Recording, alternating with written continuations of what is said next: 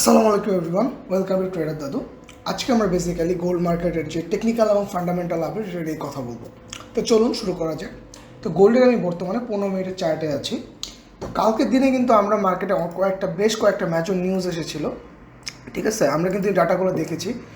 তো এরপর প্রথমে যে আমাদের যে ডাটাটা আমাদের ইফেক্ট ফেলেছিল এটা হলো রাত 8টার সময়। কিন্তু আমরা জানি যে ইউএস লেবার মার্কেটের একটা ডাটা ছিল, যে ডাটাটা আমরা দেখলাম ইনিশিয়ালি কিন্তু আরও অনেক উইক হয়ে গেছে।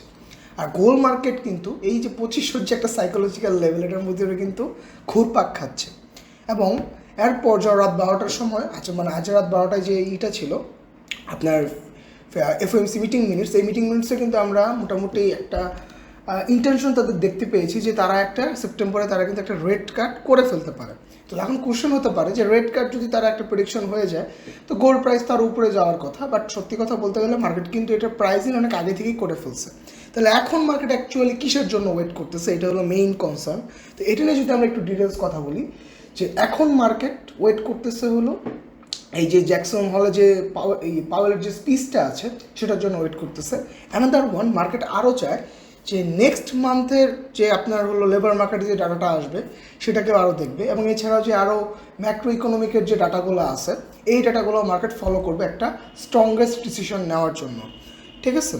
তো আমাদের আসলে মার্কেটের সেন্টিমেন্টটা টেকনিক্যালটাও বুঝতে হবে। তো এখন আমি যদি মার্কেটে বলি যে মার্কেট প্রপারলি একটা ডাউন ট্রেন্ডকে ক্লিয়ার করে নাই। তো এই যে লেভেলটা আমরা দেখতেছি 2485, এই লেভেলটাকে যখন মার্কেট ব্রেকআউট করবে তখন আমরা বলতে পারি যে একটা ডাউন ট্রেন্ডের সূচনা হতে পারে। বাট তার আগে মার্কেট এখনও ডাউন ট্রেন্ডের সূচনা দেয় না, কারণ আপনারা জানেন যে মার্কেট এই একটা সাপোর্ট লেভেলের ভিতরে কালকে দেখেন কতবার মুভমেন্ট করছে। আর উপরে কিন্তু মার্কেট এখন স্ট্রং রেসিস্ট্যান্স লেভেল এইটা। তো আপনি দেখেন তো মার্কেটের কিন্তু ক্যারেক্টার চেঞ্জ লেভেলটা হলো এইটা, এই লেভেলটাকে ব্রেক করলে প্রাইসটাকে একটা ডাউনওয়ার্ড মুভমেন্ট হতে পারে, ঠিক আছে। তো আমাদের এখানে আরও মিডল ইস্ট প্রাইসেস এবং আরও ডাটাগুলো দেখতে হবে। আর সবসময় মাথায় রাখবেন যে মার্কেটে কোনো ধরনের ডিরেকশন যেটা আমরা টেকনিক্যাল চার্টে দেখছি সেটা কোনো একটা ফান্ডামেন্টাল রিজনই হয়ে থাকে, ঠিক আছে। তো সবাই ভালো থাকবেন। থ্যাংক ইউ এভরিওয়ান, আসসালামু আলাইকুম।